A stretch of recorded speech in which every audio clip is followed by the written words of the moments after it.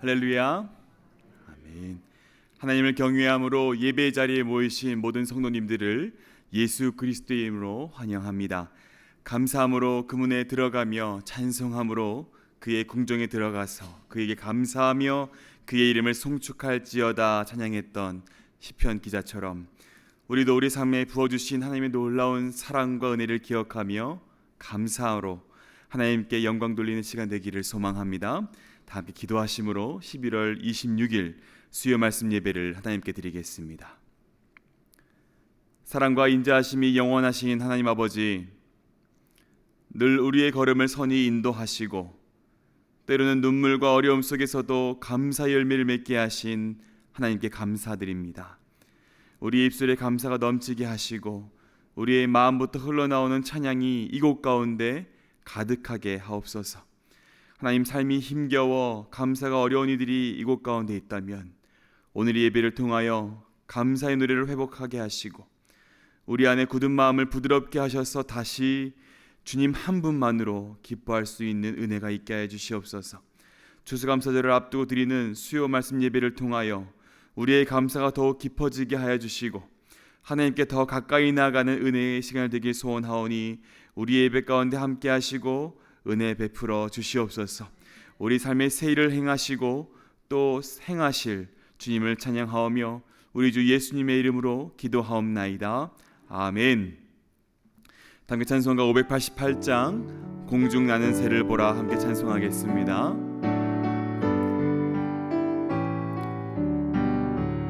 공중 나는 새를 보라 농사하지 않으며 곡식 모아 곡간 안에 들인 것이 없어도 세상 주관하는 주님 새를 먹여주시니 너희 먹을 것을 위해 근심할 것 무엇냐. 들의 백합화를 보라 길쌈 수고 안에도 솔로몬의 입은 옷도 입고만 못하였네. 아궁 속에 던질 풀도 빛이거든. 너랑 하는 자녀들을 입히시지 않으랴. 너희들은 세상에서 무엇 먹고 마시며 무슨 옷을 입고 살까 염려하지 말아라. 이는 이방 사람들이 간구하는 것이요 너희 하늘 아버지는 너희 쓸 것 아신다. 너는 먼저 주의 나라 그의 의를 구하면 하나님이 모든 것을 너희에게 주시리. 내일 일을 위하여서 아무 염려 말지니 내일 염려하지 말라. 오늘 고생 족하다. 아멘. 계속해서 우리와 함께 하시고 소망 되시는 주님 찬양하겠습니다.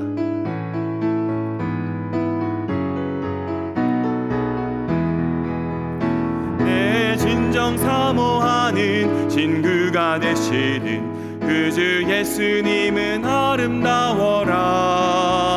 산 밑에 백합하여 빛나는 새벽별 주님 영원할 길 아주 없도다.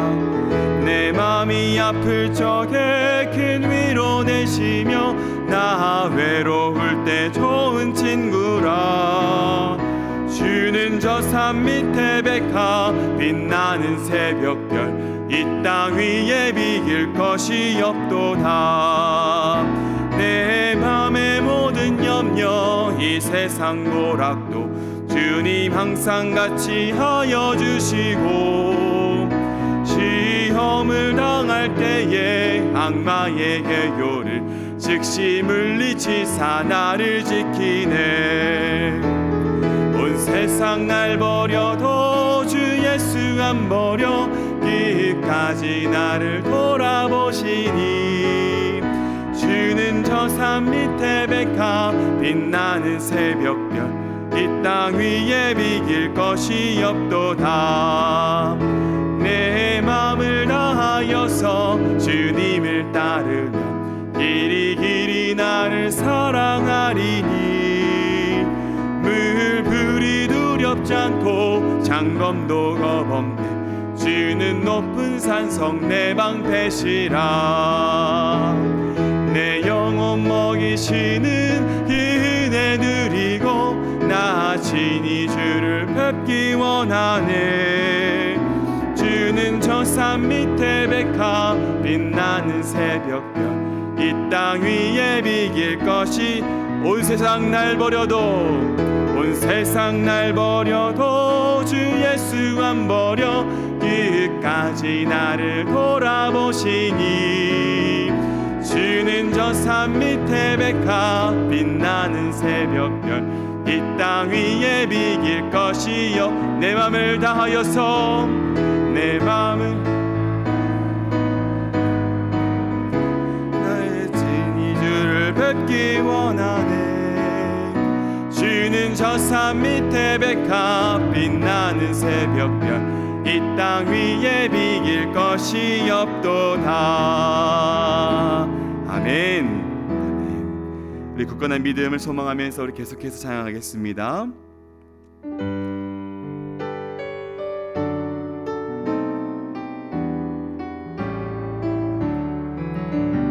주 믿는 사람 일어나 다 힘을 합하여 이 세상 모든 마귀를 다 쳐서 멸하세. 저 앞에 오는 적군을 다 싸워 이겨라. 주 예수 믿는 힘으로 온 세상 이기네.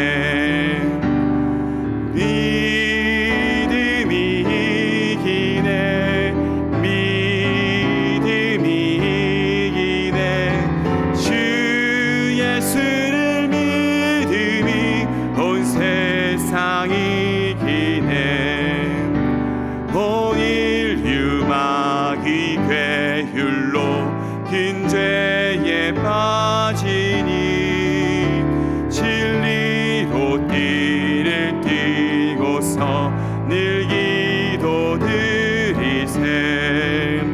참 믿고 의지하면서 겁없이 나갈 때 주 예수 믿는 힘으로 온 세상 이기네. 믿음이 이기네. 믿음이 이기네. 주 예수를 믿음이 온 세상 이기네. 그까지 이긴 자에게 흰 옷을 입히고 또 영생복을 주시니 참 기쁜 일일세. 이 어두운 세상 지나서 저 천성 가도록 주 예수 믿는 힘을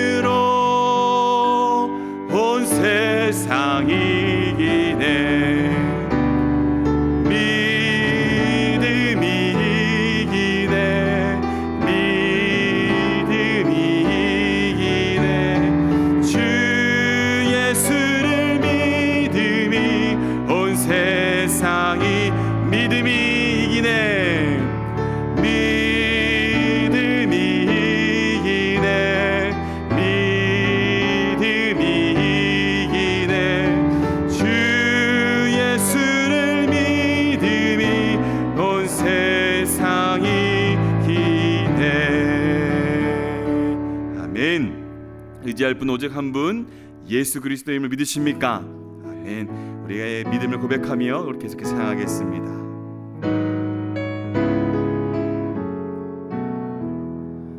어려운 일 당할 때 나의 믿음 적으나 의지하는 주를 더욱 의지합니다. 세월 지나갈수록 의지할 것뿐일세.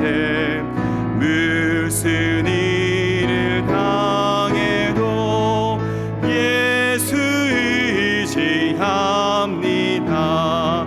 성령께서 내 마음 밝히 비춰주시니 인도하심 따라서 주만 의지합니다. 세월 지나갈수록 의지할 것뿐일세. 무슨 일을 당해도 예수 의지합니다. 밝을 때의 노래와 어두울 때의 기도로 위태할 때 도움을 주께 간구합니다. 세월 지나갈수록 의지할 것뿐일세. 무슨 일을 당해도 예수 의지. 세월 지나갈수록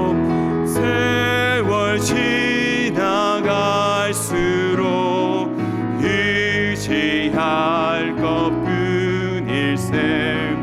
무슨 일을 당해도 예수 의지합니다.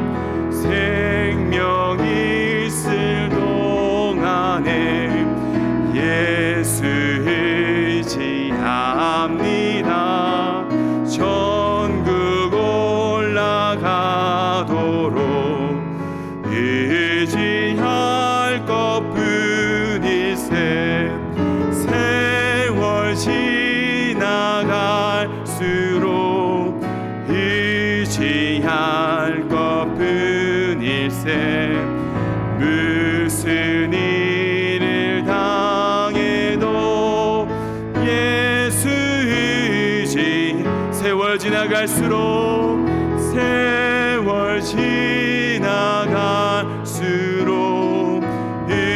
의지할 것뿐일세.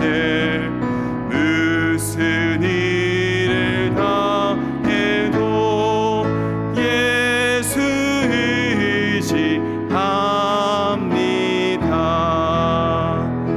아멘. 사랑하는 여러분, 감사절을 앞두고 우리를 포기치 않으시고 붙들어 주시는 주님을 기억하면서 우리의 삶과 가정과 교회 가운데에 감사와 회복의 은혜를 부어주시도록 간구하고 기도하고자 합니다. 이 시간 함께 주의 한번 외치고 함께 통성으로 기도하며 나아갑시다. 주여, 사랑과 은혜가 많으신 아버지 하나님, 추수감사절을 앞두고 우리와 늘 함께해 주시고 은혜를 베풀어 주시고 약할 때나 어려울 때나 늘 곁에서 우리를 붙들어 주시는 주님의 그 사랑의 음성과 손길을 기억하며 아버지 감사의 고백을 드리며 나아갑니다. 아버지 하나님, 이 시간 가운데 우리 입술 가운데 감사의 고백이 넘치게 하여 주시옵소서. 우리 마음으로부터 흘러나오는 진심의 감사가 아버지 이 땅 가운데 이곳 가운데 가득 채워지게 하여 주시고 아버지 주님에 인하여 이루어진 그 모든 것들을 바라보며 주님께 영광 돌리고 주님께 올려드린 우리 삶 되시도록 도와주시옵소서. 아버지 하나님, 우리 삶이 너무 연약하고 부족하고 어렵지만 우리 시선을 들어 믿음의 주인 되신 예수님을 바라보며 감사 찬양 올릴 때에 아버지 우리 삶 가운데 감사가 회복되게 하여 주시옵소서. 더 큰 감사를 주님께 올려드리게 하여 주시고 주님 그 은혜 위에 은혜를 더하여 주시옵소서.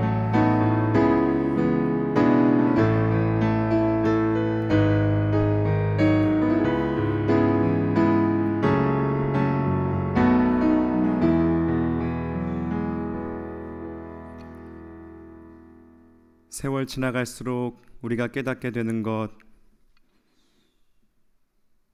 우리의 연약함과 또한 이렇게 연약한 자들도 사랑하여 주시고 구원하여 주시고 함께하여 주시고 인도하여 주시는 하나님의 사랑, 주여 저희들 그것을 깨닫게 하여 주시옵소서. 온 세상 날 버려도 우리를 버리지 않으시는 그 하나님의 변치 않으시는 그 신실하신 약속을 믿으며 아버지 오늘도 감사와 찬양을 올려드리며 살아가는 우리가 되게 하여 주시옵소서. 세상은 이해할 수 없을지라도 주님께서 우리에게 주신 약속과 확신이 있기에 아버지 또한 우리에게 주신 그 깊은 영적인 경험들이 있기에 오늘도 우리는 주님을 붙들고 주님의 이름을 부르며 살아갑니다. 주여 우리와 함께하여 주시고 은혜 베풀어 주시고 그 주님의 사랑을 널리 전하며 감사를 고백하며 살아갈 수 있는 우리가 되게 하여 주시옵소서. 오늘도 절망이 아닌 주님의 은혜로 또한 믿음으로 우리를 채워주실 줄 믿사오며 예수님의 이름으로 기도드립니다. 아멘. 예레미야 말씀 함께 보도록 하겠습니다. 우리에게 주시는 말씀 예레미야 30장입니다.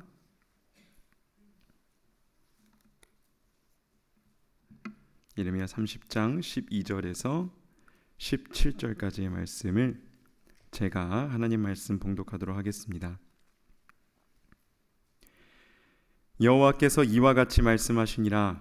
내 상처는 고칠 수 없고 내 부상은 중하도다.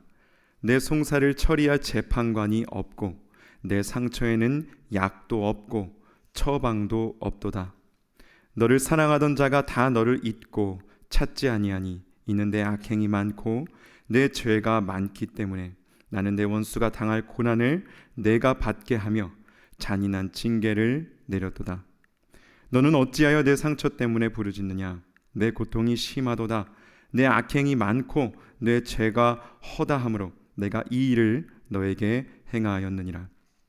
그러므로 너를 먹는 모든 자는 잡아먹힐 것이며 내 모든 대적은 사로잡혀 갈 것이고 너에게서 탈취해 간 자는 탈취를 당할 것이며 너에게서 노략질한 모든 자는 노략물이 되리라. 여호와의 말씀이니라. 그들이 쫓겨난 자라 하매 시온을 찾는 자가 없은즉 내가 너의 상처로부터 새 살이 돋아나게 하여 너를 고쳐 주리라. 아멘.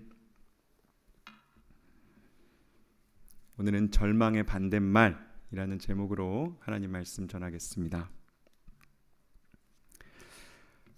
키에르케고르라는 사람에 대해서 들어본 적 있으십니까?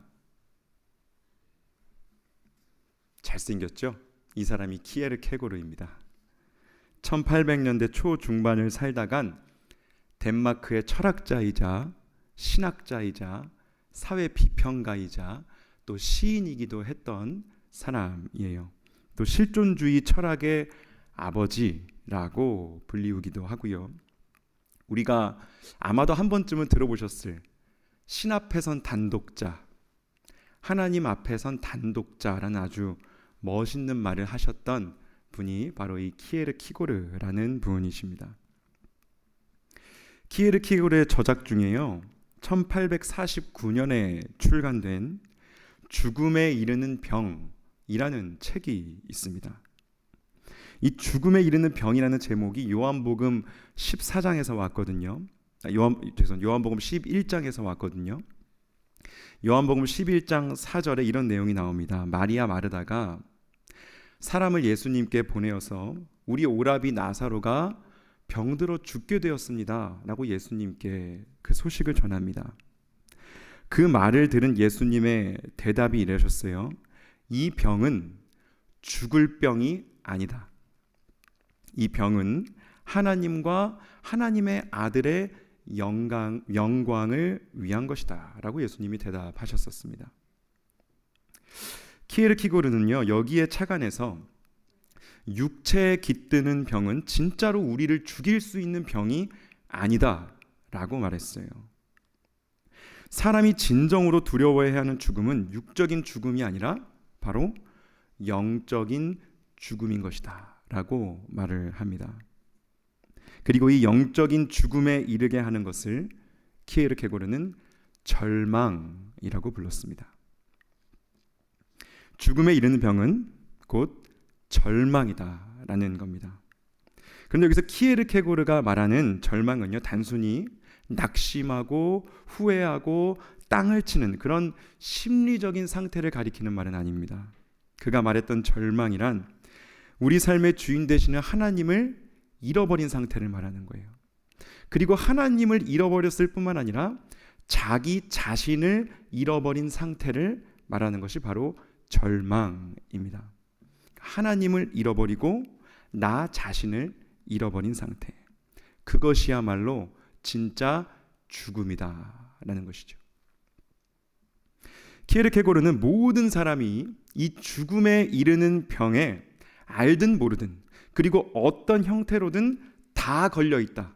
모든 인간은 이 병에 다 걸려 있다라고 말합니다.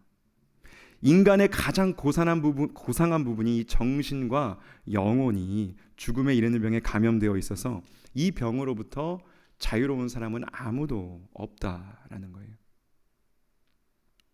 하지만 원래 사람들은요, 제대로 된 진단을 받기 직전까지는 나는 건강해, 나는 아무 문제 없어 라고 착각을 하지 않습니까?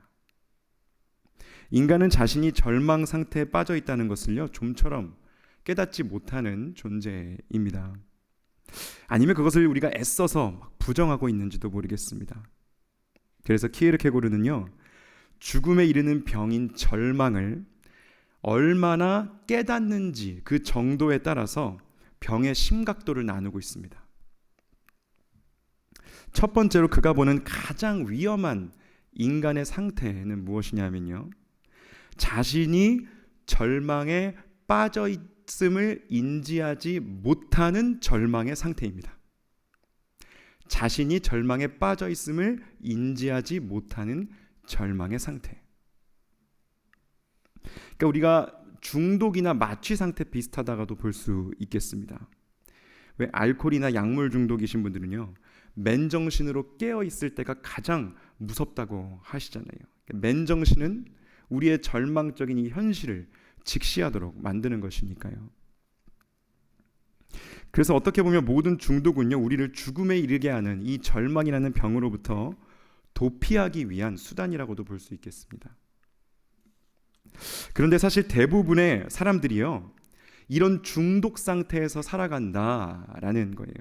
누구에게나 삶이 무의미하고 버겁게 느껴질 때가 분명히 찾아오는데, 그 순간에 인생에 대한 진지한 질문을 던지는 사람은 찾아보기가 어렵다라는 것이죠. 세상적으로는 성공하고 남들 보기에는 다 멀쩡해 보이는데 자기 자아와 또 하나님과의 관계에 대해서는 아무런 고민이 없는 사람들이 너무나 많다라는 겁니다.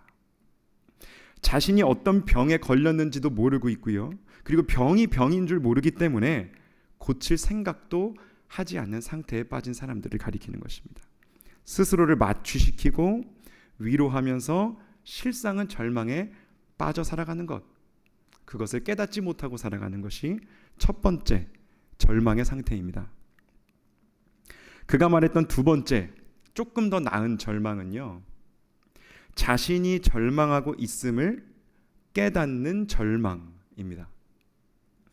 이 사람들은요, 자신이 절망적인 존재라는 것을 이제는 깨달았습니다. 이 사람들은 삶의 어떤 허무함과 고통의 이유를 밖에서 찾지는 않아요. 이제 인생은 그 자체로 덧없는 것이구나 라는 것을 깨달은 사람들입니다. 하지만 이 단계에 있는 사람들도요, 대부분 절망 안에서 주저앉아 버리는 겁니다. 이 사람들이 절망을 극복하기 위해 취하는 태도는요, 자기 자신이 되려 하지 않고요, 다른 사람이 되려고 노력한다라는 겁니다. 나 자신을 자꾸만 부정한다라는 거예요. 절망할 수밖에 없는 자기 자신의 모습이 싫은 나머지 다른 사람이 되려고 한다는 거예요. 그러니까 내가 닮고자 하는 그 사람도, 내가 되고자 하는 그 사람도 역시 절망에 빠져 있는 존재이다라는 것을 모른 채로 그 사람을 닮아감으로써 내 안에 있는 절망을 어떻게든 가려보고 치유해 보려고 한다라는 것이죠. 그래서 자기 자신을 깊게 살피지를 못하는 겁니다. 내 속을 들여다보지를 못하는 거예요. 절망을 피해 다니는 것입니다.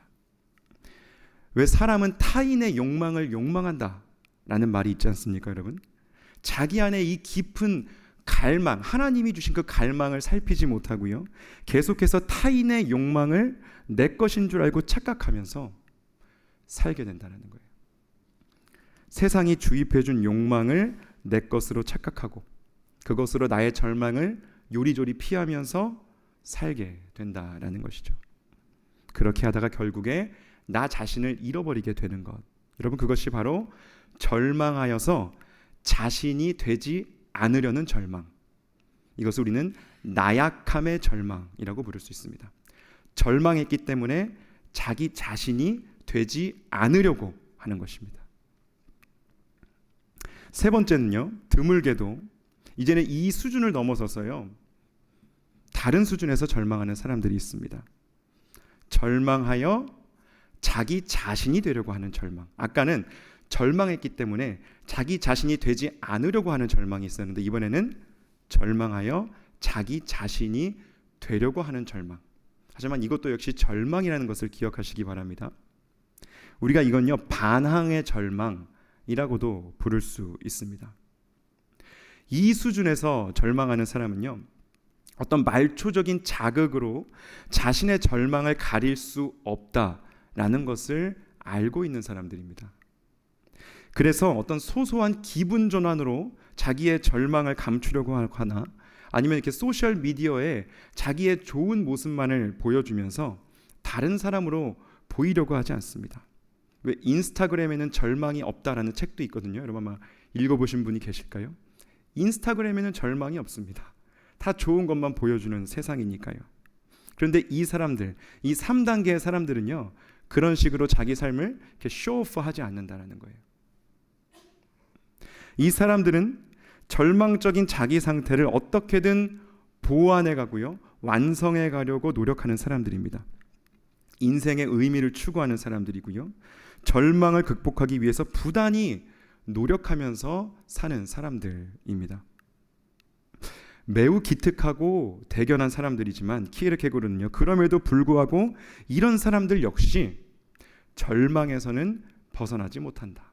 다 죽음을 향해 달려가고 있다라고 합니다. 절망의 수준은 다르나 이 절망은요, 수준이 높기 때문에 오히려 더 악마적이다라고까지 표현해요. 절망에 아무리 반항을 하지만요, 이 사람들도 결국에는 절망을 피할 수 없다라는 것입니다. 극복할 수 없다라는 거예요. 그래서 모든 인간은 절망에 빠져서 허우적거리다가 죽게 되어버린다라는 것이 키에르케고르의 주장이었습니다. 여기서 이 키에르케고르라는 사람이 가져오는 개념이요, 신 앞에 선 단독자, 하나님 앞에 선 단독자라는 개념입니다. 모든 인간은요, 하나님 앞에 단독자로 서야 한다는 거예요. 그러니까 싱글 인디비주얼로 다 한 사람 한 사람이 하나님 앞에 자신을 세워야 한다라는 것이죠. 이 싱글 인디비주얼은요, 군중, 더 크라우드와 이제 대비되는 개념입니다. 군중 속에 숨어 있는 익명의 교인으로 살아가는 것이 아니라 하나님과 1대1로 마주하는 그러한 단독자가 되어야만 그 앞에서 우리의 절망이 해결받을 수 있다라고 하는 거예요. 신 앞에선 단독자라는 말이 나온 배경이 또 있습니다. 여러분, 예나 지금이나 이 덴마크 교회가, 키에르케고르가 덴마크 사람이라고 말씀드렸잖아요. 덴마크 교회는 국가 교회입니다. 루터 교회예요. 덴마크인이라면 누구든지 이제 태어나기만 하면 자동으로 루터 교인이 되는 거예요. 키에르케고르는요, 이 자동적인 시스템을 비판했던 것입니다. 그러니까 모두가 다 크리스찬인 곳에서는 사실은 아무도 크리스찬일 수 없다라는 결론을 내린 거예요. 모두가 다 크리스찬이기 때문에 아무도 크리스찬일 수 없다. 그러므로 이 국가교회라는 제도와 조직, 군중으로부터 빠져나와서 하나님 앞에 홀로 설 수 있는 그러한 단독자가 되어야지만 하나님 앞에서 진정으로 절망할 수 있는 것이다. 하나님이 주시는 치유를 경험할 수 있는 것이다 라고 했던 거예요. 그러니까 절망을 가리우면서 교회에 속했다는 것으로 구원과 희망을 약속하는 국가교회를 향한 이 예언자적인 비판을 키에르케고르는 했던 것입니다. 죽음에 이르는 병은 절망이다. 절망에도 단계가 있는데 아무리 잘나 보인다 하더라도 단계가 다를 뿐이지 인간은 그 누구도 이 병으로부터 자유롭지 못하다.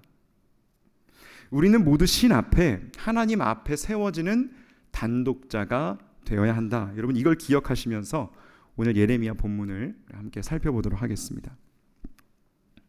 오늘 본문 12절 13절 우리 함께 다시 읽어보시겠습니다. 우리 함께 읽겠습니다. 시작. 여호와께서 이와 같이 말씀하시니라. 내 상처는 고칠 수 없고 내 부상은 중하도다. 내 송사를 처리할 재판관이 없고 내 상처에는 약도 없고 처방도 없도다. 여러분 여기서 너는요 시온 예루살렘을 가리키는 말입니다. 이 예루살렘으로 대표되고 있는 유다 민족에 대해서 하나님이 내리시는 진단이 이렇습니다. 지금 너는 만신창이가 되어 있다. 너의 상처는 너무나 심해서 이제는 손댈 수 없는 지경에 이르렀다. 어떤 약도 어떤 처방도 더 이상 너에게는 소용이 없다. 그래서 너는 죽을 것이다 라고 하나님께서 진단을 내리고 계시다라는 거예요. 가망이 없다라는 거고요. 회생의 기미가 전혀 보이지 않는다라고 하나님께서 말씀하시는 것입니다. 그러니까 병이 너무 깊어져서 이제 더 이상의 치료를 포기하는 경우가 있듯이 하나님은 이스라엘 민족에게 절망을 말씀하고 계십니다.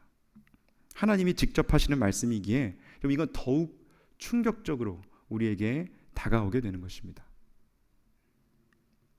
하지만 이스라엘의 영적 지도자들을 한번 살펴보겠습니다. 그들은 지금까지 자신들의 영적인 상태를 어떻게 진단해 왔습니까? 여러분 그들은요 평안을 선포했습니다. 희망을 전했습니다. 하나님은 살아계시다고 했습니다. 우리를 그분이 버리실 리가 없다라고 했습니다. 우리에게는 성전이 있지 않느냐고, 다윗에게 주신 영원한 언약이 있지 않느냐고 사람들을 위로했습니다. 긍정의 메시지를 전했던 거예요. 그런 상황 속에서 예레미야 같이 이렇게 부정적인 메시지를 전한 예언자는요 고난을 당할 수밖에 없었던 것이죠. 키에르케고르가 비판했던 교회와 성도들의 현실은요 예레미야 시대 유다의 상황과 크게 다르지 않습니다. 당시 유다의 이 영성을 책임지고 있던 선지자와 제사장이라는 사람들이 했던 말이 예레미야 8장에 나오거든요. 이렇게 말합니다. 그들이 내 백성의 상처를 가볍게 여기면서 말하기를 평강하다 평강하다 하나 평강이 없도다. 하나님의 진단과 이 선지자와 제사장이라는 사람들의 진단이 지금 완전히 나뉘어지고 있는 것입니다. 하나님께서는 분명히 이렇게 말씀하셨어요. 내 상처는 고칠 수 없다. 거기는 약도 없다. 처방도 없다. 라고 하셨는데 선지자와 제사장들은 어떻다고요? 아니야. 그거 연고만 살짝 바르면 나을 거야.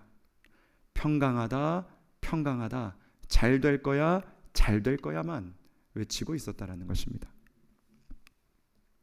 21절 초반에 선지자와 제사장들이 평강하다는 예언을 했던 이유가 나옵니다. 그들이 내 백성의 상처를 가볍게 여기면서 말하기를. 그러니까 가볍게 여겼다. 이스라엘 상처는 가벼운 거야. 하지만 하나님이 보시기에는 어땠다고요? 이건 고칠 수 없는 거였다고요. 약이 없더라고요.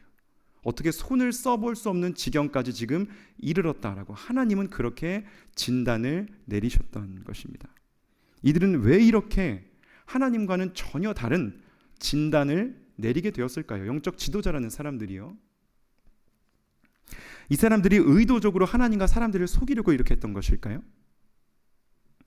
절망적인 현실을 알면서도 지금 자신들이 누리고 있는 그 기득권을 계속해서 유지하기 위해서 상처를 가볍다고 여기면서 괜찮아 라고 했던 것일까요?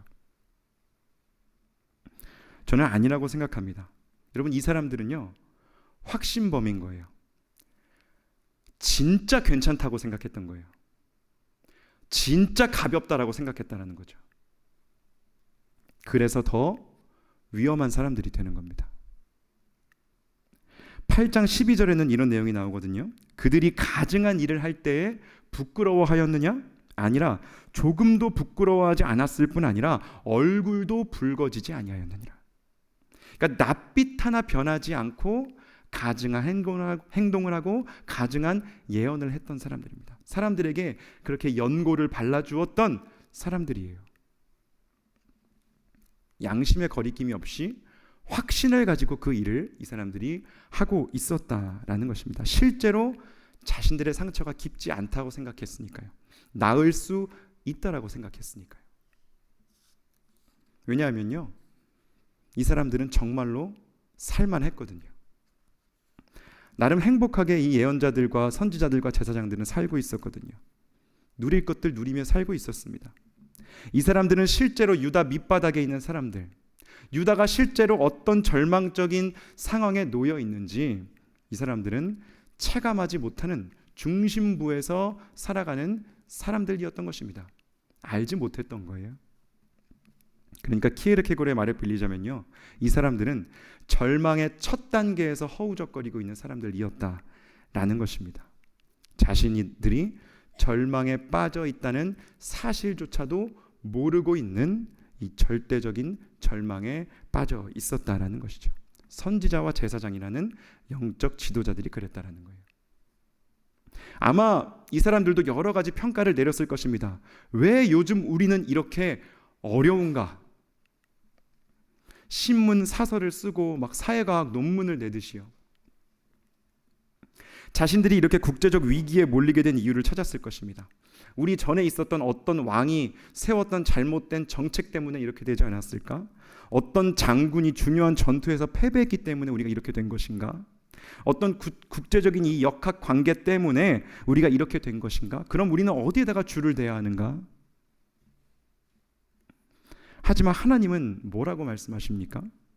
30장 15절 하반절에서요, 하나님이 이렇게 말씀하세요. 유다가 어려움에 빠지게 된 이유가요, 내 악행이 많고 내 죄가 허다함으로 내가 이 일을 너희에게 행하였느니라 라고 말씀하십니다.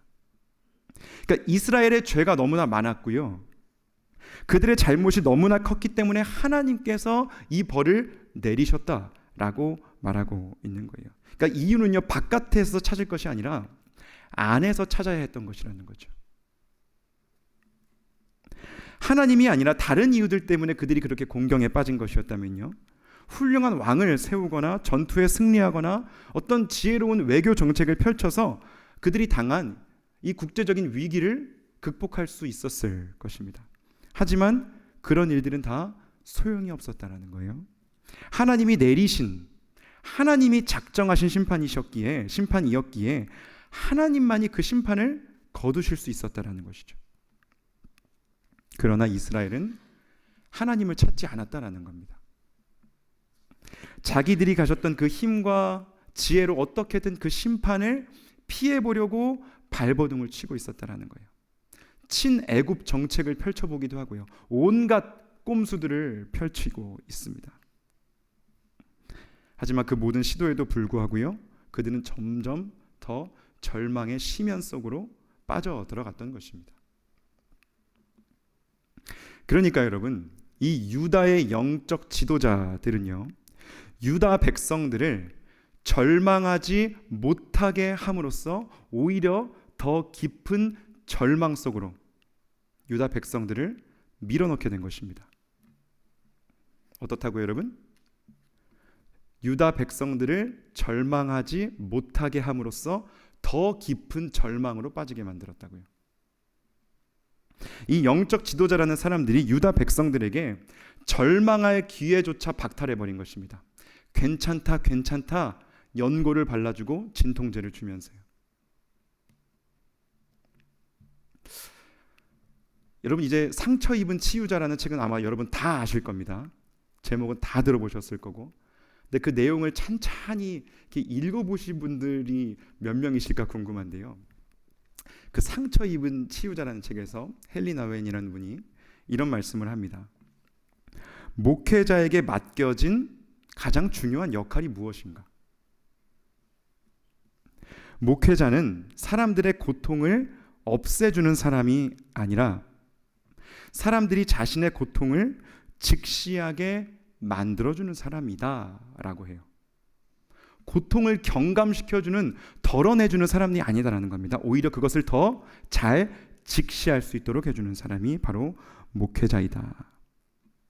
사람들이 고통을 잊기 위해 만들어 놓은 가짜 희망과 가짜 쾌락과 그 가짜 바쁨을 걷어내고 그 인간 근원에 있는 고독과 유한함과 절망을 직시할 수 있도록 도와주는 사람들이 바로 목회자이다 라고 하더라고요. 그러니까 고통을 심화시켜주는 사람이다라는 거예요. 그리고 그 고통의 길을 함께 걸어가주는 사람이 목회자이다 라고 하더라고요. 왜냐하면 여러분, 고통을 그냥 덮어버리게 되면요, 하나님 앞에 선 단독자로서 사람들이 설 수 없게 되어져 버리기 때문입니다. 결국에 자신의 절망을 보지 못하게 되어버리기 때문이에요. 그래서 목회자는요, 우리의 힘으로 어찌할 수 없고 고칠 수도 없고 약도 없는 그 심각한 환부를, 그 환부를 가리고 있는 붕대를 걷어내는 사람이다. 그냥 걷어내는 것이 아니라 하나님 앞에서 그 환부를 걷어내는 사람이다 라고 하고 있습니다. 저는 그런 면에서 이 목회자라는 직업이 참 좋더라고요. 사람을 고통스럽게 하기 때문에 목회자라는 직업이 좋다라는 게 아니라, 제가 목회자라는 직업을 참 좋아하고 영광스럽게 여기는 이유는요, 목회자가 잘나서 목회자가 되는 게 아니기 때문에 그렇습니다. 목회자는요, 절망을 아는 사람들이 목회자가 되어야 합니다. 절망을 모르는 사람들은 목회자가 되면 안 되는 것 같아요.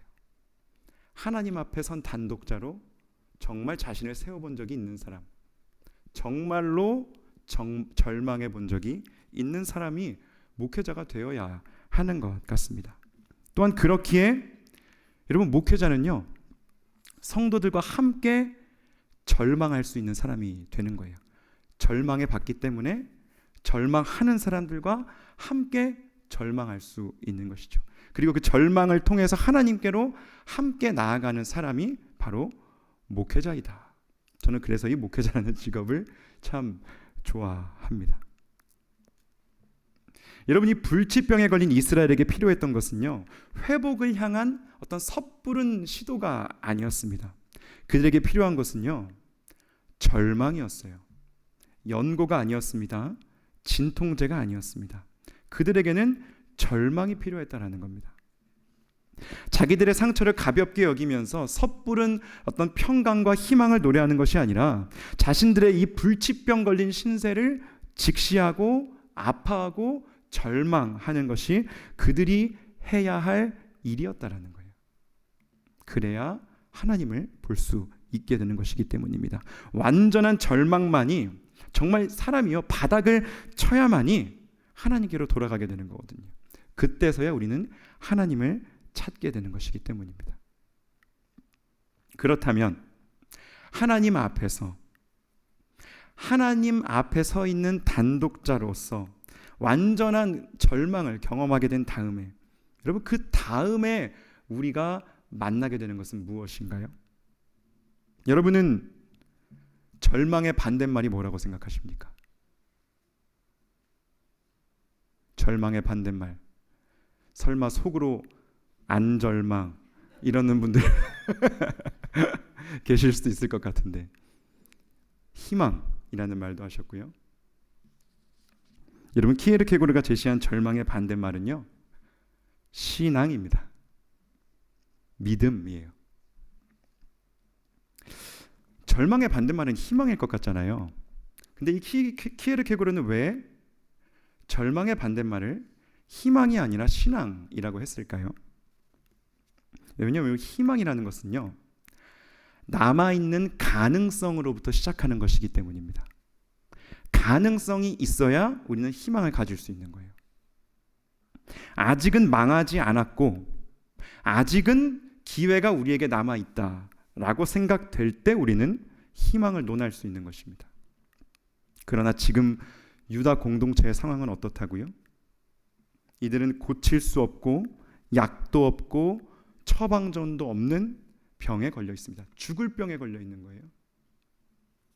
이들을 위해 중재해줄 재판장도 없고요, 곁에서 간호해줄 사랑하는 사람들도 다 떠나버린 절망적인 상황에 빠져 있습니다. 전혀 희망을 논할 수 없는 절망적인 상황이다라는 거예요. 그러니까 가능성이 제로인 곳에서는 희망을 논할 수가 없다고요. 하지만 가능성이 제로인 곳에서 그 제로를 뚫고서 나오는 것이 있는데, 여러분, 그것이 바로 신앙이요 믿음인 것입니다.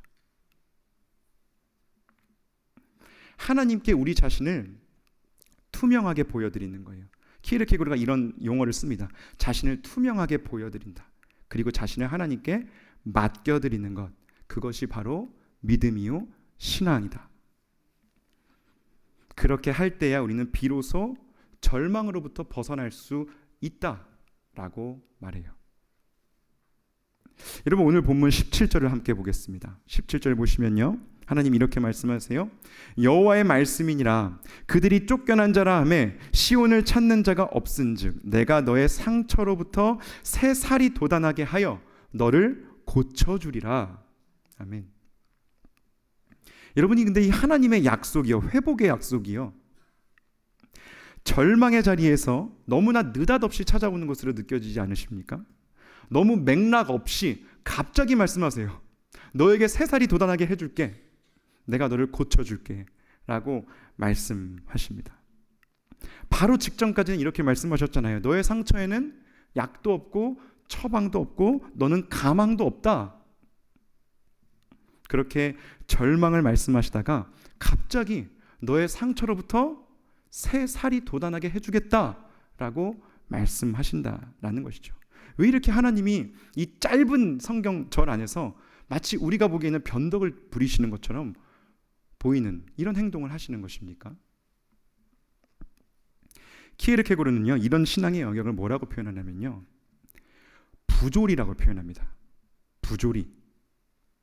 그러니까 영어로는 absurd라고 해요. 또는 absurdity. 부조리가 무엇입니까? 말도 안 되는 것, 터무니없는 것, 비논리적인 것, 비이성적인 것, 비합리적인 것, 여러분, 그것이 바로 부조리입니다. 그런데 하나님이요, 그런 식으로 우리 삶 속에서 일하신다라는 거예요. 부조리하게 일하신다라는 거예요. 하나님께서는 논리적으로 우리의 논리에 딱딱 맞게, 우리의 예상에 딱딱 맞게 하나님께서 일하시는 것이 아니라 너무나 부조리하게, 너무나 터무니없이, 너무나 놀랍게, 우리가 예상할 수 없는 방식으로 하나님은 우리 삶 속에 일하신다라는 것이죠. 하나님의 역사가 어떤 점진적으로 단계를 거쳐서 이루어지지 않는다라는 겁니다. 우리가 인간적인 생각은요, 특히나 이 현대인들은요, 그런 생각을 하거든요. 모든 일은 단계적으로, 계단식으로, 점진적으로 이렇게 우상향하면서 그렇게 나아지는 것이 아닌가? 그렇게 좋아지는 것이 아닌가? 라는 생각을 하고 있습니다. 그런데 그런 식으로 하나님께서는 일하지 않으신다라는 거예요. 뻔하게 일하지 않으신다라는 거죠. 우리의 믿음과 신앙이요, 생각보다 그렇게 여러분 점진적으로 계단형으로 성장하는 것이 아니다라고요. 여러분, 우리 모두는 경험하지 않습니까? 어떤 이들은요, 신앙생활을 너무나 잘하는 것 같다가도요, 아무것도 아닌 것으로 믿음에서 떨어져 나가는 사람들이 있습니다. 그러면 어떤 이들은요, 또 우리가 보기에는 정말 아무것도 아닌 것 같은 경험으로 믿음의 도약, 믿음의 비약을 이루면서 성장해가는 사람들이 있어요. 여러분, 이거는 말로 설명이 되지 않는 영역인 것입니다. 그러니까 우리의 믿음이라는 것은요, 어떤 부분에서 보이지 않는 곳을 뛰어넘는 믿음의 도약, 믿음의 비약을 통해서 자라나게 된다는 것입니다. 점프가 있다라는 거예요. 그러한 도약과 비약을 통해서 하나님은 우리에게 하나님이 살아계신다는 것을 보여주신다라는 것이죠. 이것이 바로 믿음의 신비입니다.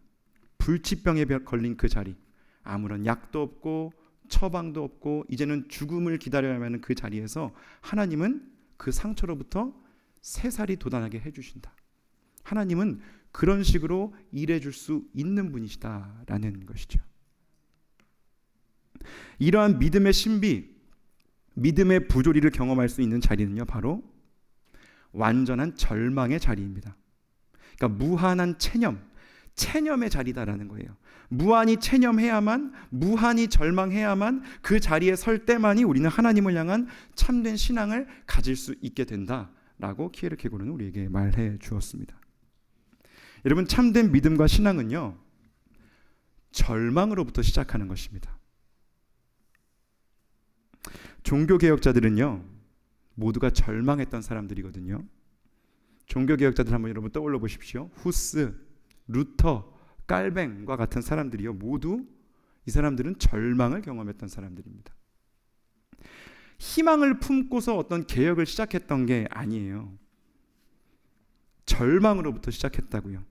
지금 내가 속한 이 교회 공동체가 불치병에 걸렸구나.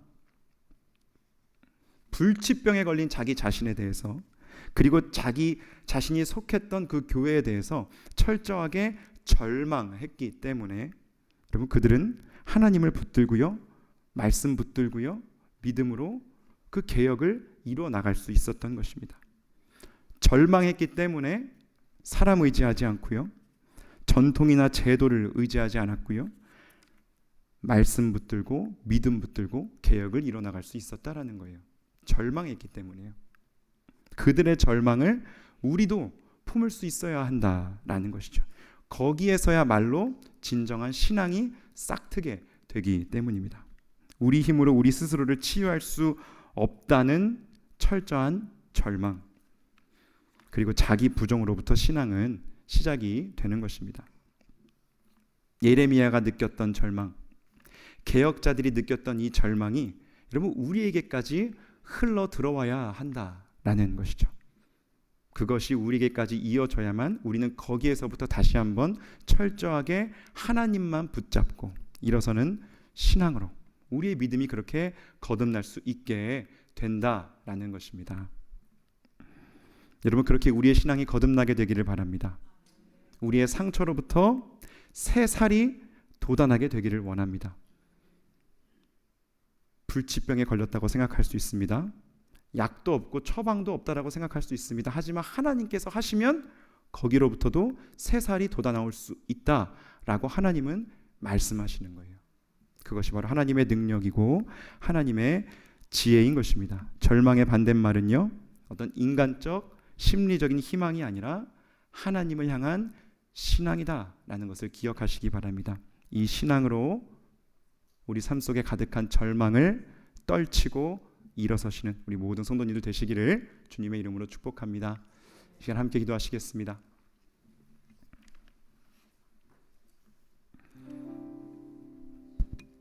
여러분, 이 시간 함께 기도하실 때 주님, 우리가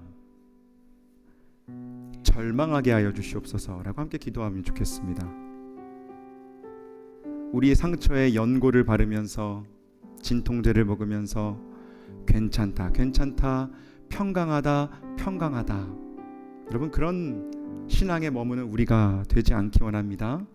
지금이야말로 절망할 때라는 것을 우리가 다시 한번 기억하면서 하나님 앞에 단독자로 우리 자신을 세우는 것입니다. 우리가 얼마나 연약한 존재인지, 얼마나 무력한 존재인지, 우리의 상처가 얼마나 중한 것인지, 우리는 얼마나 몹쓸 병 죽을 병에 걸려 있는지, 거기에서부터 하나님은 말씀하시는 것입니다. 그 완전한 절망의 자리, 완전한 체념의 자리에서부터 하나님은 말씀하십니다. 그 상처로부터 새살이 돋아나게 해주겠다. 내가 너희들을 돌아오게 해주겠다.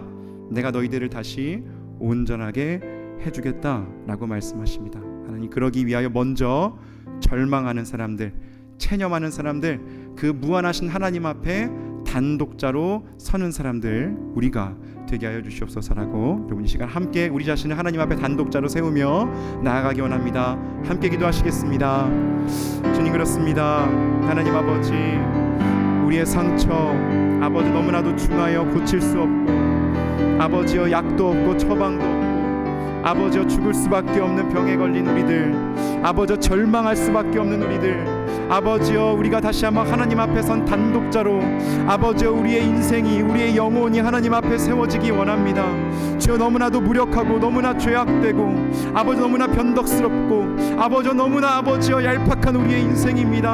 하나님 아버지, 하나님 아버지, 다시 한번 우리에게 오셔서 다시 한번 절망할 수 있도록, 완전히 하나님 앞에서 체념할 수 있도록, 그래야 다시 한번 우리 인생의 그 바닥에서 아버지 하나님을 찾을 수 있도록, 예수의 이름을 부를 수 있도록, 하나님을 부를 수 있도록 주여 저희를 인도하여 주시옵소서. 아버지, 그 절망의 자리로부터 우리를 부르시는 아버지, 그 상처로부터 새살을 돋아나게 하시는 아버지, 그 하나님의 능력, 하나님의 섭리를 저희들 바라보게 하여 주시옵소서. 아버지여, 아버지 그 계단형이고 아버지 나성형이 아버지 그런 아버지여 점진적으로 성장하는 신앙이 아니라 아버지 다시 한번 하나님의 아버지 예측할 수 없게 우리 삶 속에서 일하시는 그 하나님을 경험하게 하여 주시옵소서.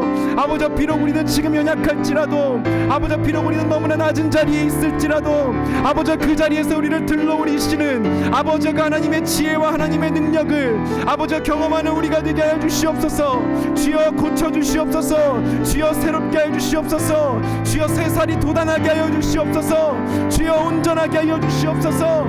주여 우리와 함께 하여 주시옵소서. 아버지, 그래야 함께 아버지 그 하나님을 향한 여행을 해나가는 우리가 되게 하여 주시옵소서. 아버지여, 우리를 잘라서 세워주신 것이 아니라 우리를 먼저 절망하는 자들로 불러주셨고, 아버지 그 절망하는 이들의 절망을 아버지여 깨달고 헤아릴 수 있는 자들로 불러주셨고, 아버지 함께 절망하며 그 절망을 헤쳐나갈 수 있는 사람들로 주여 우리를 불러주셨사오니, 아버지 함께 절망하며 함께 하나님을 찾아가는 아버지 그러나 우리 공동체 될 수 있도록 주여 도와주시옵소서. 주여 도와주시옵소서. 주여 도와주시옵소서. 여러분, 이 시간 다시 한번 우리가 중보적 기도를 할 때에 우리 곁에 절망해야 할 자들이 진정으로 절망할 수 있도록 여러분 이 시간 함께 기도하면 좋겠습니다.